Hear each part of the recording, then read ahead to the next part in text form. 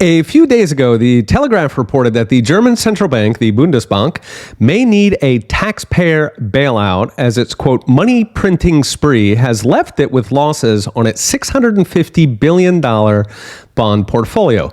This will probably be true of all the European central banks. So what happened?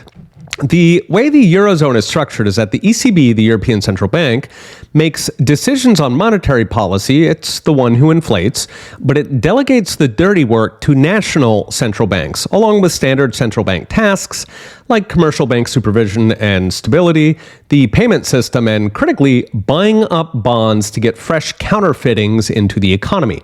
In this case, the Bundesbank was instructed to buy bonds by the ECB, both to vote by lockdowns and to, quote, stimulate a long-dying European economy. I mentioned the other day how Europe's economy is progressively consisting of these endless trillion-dollar stimulus packages that resemble Soviet five-year plans, but bigger and faster. One of the pillars of that permanent stimulus is the so-called asset purchase program they set up after the near death of Europe's banking system a decade ago.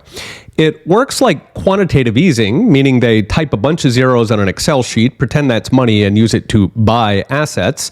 This pumps the new money into the economy, causing inflation, but it also causes economic activity that's kind of a tissue fire. It burns bright, but it burns short, so it needs more and more tissue. So far, the APP has bought, meaning it printed, about $3.2 trillion in assets. Remember, those weren't bought to make a profit. They were just buying anything whatsoever, which is why it is such good fun to be rich in a central bank regime. You sell your crap for top dollar and stick taxpayers with the losses, or in this case, the Bundesbank. The problem now is the same as the US. Aggressive rate hikes broke the equilibrium. The ECB didn't hike as hard as the Fed. They hiked about 3.5% in the past 9 months compared to 5% at the Fed. Still, that's bad enough to cause losses and negative cash flow on central bank portfolios. This means the Bundesbank is now paying more to commercial banks in interest than it's earning on those bonds, and they can't pay less since lower rates would recharge inflation. So what is next? Given the Eurozone is still sporting 6% headline inflation and has already signaled further hikes, the losses on national central banks will get bigger and bigger.